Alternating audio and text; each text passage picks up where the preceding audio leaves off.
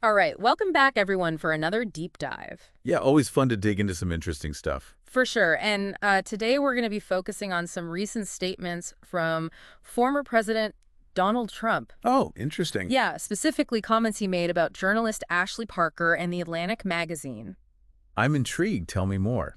Okay, so, it might seem like we're wading into political waters here, but trust me, there's a much bigger picture. Okay. It's not just about red versus blue. It's really about how we check facts these days, how the media is being criticized, and the power of language itself. It's fascinating because we're not just talking about opinions here.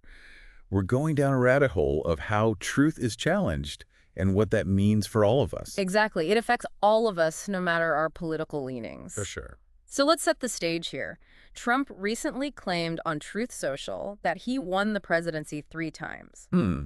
And he even went as far as to call Ashley Parker, she's a journalist at the Washington Post, a radical left lunatic, and said that she was not capable or competent to interview him. Now, that raises a very interesting question for me because Trump did win in 2016 and 2024, Yay. but he lost to Joe Biden in 2020. Exactly. So when someone, especially in a position of power, makes claims that contradict what we can all see in the election records, how does that impact how we view the world? How does that impact public trust? And how does that particularly impact how we view the media, who are supposed to be the ones reporting on this stuff? Right, and it's not even like this is the first time that Trump has said he won in 2020. Exactly. Yeah. There's been no credible evidence of fraud, but he keeps repeating this claim. Right. This isn't just an isolated incident, this denial of the 2020 election results. It's been a recurring theme. It's been debunked over and over. Yeah, it's especially jarring when you consider Ashley Parker's background. I mean, she's a Pulitzer Prize-winning journalist. Wow. Not just once, she's a 3-time winner. Yeah. Do you find it, I don't know, striking how Trump just kind of brushes aside her credentials with such loaded language? It certainly makes you think when these kinds of attacks target journalists, especially those with really solid credentials, it can make people start to question the validity of any news that they see. It plants a seed of doubt, Yeah, for sure. and that's dangerous. Totally. Speaking of holding powerful people accountable, Yeah. we have to talk about the Atlantic controversy. Okay. Remember back in 2018 when they reported that Trump had called fallen soldiers suckers and losers? Oh, yeah. Trump, of course, denied it all, but the Atlantic has always stood by their reporting. And the crucial point here is that later on, John Kelly, who was Trump's own chief of staff, actually confirmed what the Atlantic had reported. So it makes you realize how important fact-checking is, especially when things get really heated in the political arena. Absolutely, and this wasn't just a one-off thing either. Right. Trump has a history of going after media outlets that he doesn't like, Oh, yeah. threatening lawsuits, banning reporters from events. Mm-hmm. He's called networks like MSNBC and CNN illegal, and even labeled the media as the enemy of the people. It's pretty intense, and those kinds of statements, they can have a chilling effect. For sure. Journalists might hesitate to really dig into important stories, especially if they involve powerful figures, because they might be afraid of retaliation or being discredited. Right. It can hinder their ability to really do their jobs freely and independently, which is essential for keeping the public informed. For sure. So let's kind of zoom in on Trump's attacks on the Atlantic specifically. Okay. He's called them third rate and predicted that they would be gone soon, all while he's still denying those reports about the comments on fallen soldiers. But the Atlantic has really stood by their reporters and the integrity of their reporting. That's a perfect example of why we need a free press. Yeah. They're holding a mirror up to power, no matter how uncomfortable that reflection might be. It's so true. And it highlights how important it is to have independent media outlets that are willing to do the digging and the fact-checking, even when they're facing really intense pushback. Yeah, for sure. That's their job. Absolutely. That's what they're supposed to do. Yeah. It's not even just about the Atlantic.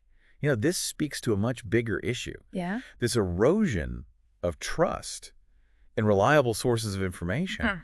When a figure like Trump consistently attacks the media, it just creates this climate of uncertainty. Right. Where people start to question everything they see and hear. It's like we're all playing this game of spot the fake news. Exactly. But how are we supposed to win when the rules keep changing constantly? It's a huge challenge for sure. And the rise of social media hasn't really helped. Right. It's created this fragmented landscape where everybody's just retreating into their own echo chambers. Yeah. Surrounded by information that only reinforces what they already believe. Yeah, it's like we're living in these parallel universes. Right. Each with its own version of the truth. how do we even begin to bridge that gap? Well, I think education is a big part of it. Okay. We need to equip people with the tools to critically evaluate information, like how to check sources, how to identify bias, and how to understand how language can be used to manipulate or mislead. So it's like we all need a crash course in Media Literacy 101, starting from like elementary school. Yeah, exactly. And it needs to be ongoing, Right. not just a one-time thing, because the information landscape is constantly changing. Of course. And the tactics used to spread misinformation are getting more sophisticated all the time. So getting back to Trump's comments about Ashley Parker, Yeah. isn't there a gender dynamic at play here too? Oh, absolutely. You know, calling her a lunatic, questioning her competence, it feels like it's more than just a professional disagreement. You're picking up on something really important there. Okay. The language that's used to try to discredit female journalists often carries a different weight than what their male counterparts face. Right. It taps into these age-old stereotypes about women being too emotional or irrational to be taken seriously. So it's not just about attacking her reporting, it's about undermining her credibility as a woman in a position of authority. Precisely. And that can have this ripple effect. Okay. That can discourage other women from pursuing careers in journalism or speaking out on important issues. It's a reminder that we really need to be mindful of the language that we use, Yes. especially when we're talking about women in positions of power. Words can be weapons, Absolutely. and they can be used to perpetuate these really harmful stereotypes. We have a responsibility to call that kind of language out when we see it, Yeah. and to support journalists who are being unfairly targeted regardless of their gender. Okay, so we've talked about the impact on journalists, the erosion of trust, and even the gender dynamics at play here. Yeah. But where does this all leave us? What does this mean for the future of journalism and how we consume information as a society? Well, I think we're at a really critical juncture. Uh, The rise of social media, the decline of traditional news outlets, it's created this perfect storm of misinformation and polarization. like everybody's shouting their own version of the truth, and nobody's really listening. How do we break out of this cycle? It's not going to be easy, that's for sure. Yeah. But I think it starts with recognizing that we all have a role to play. What do you mean?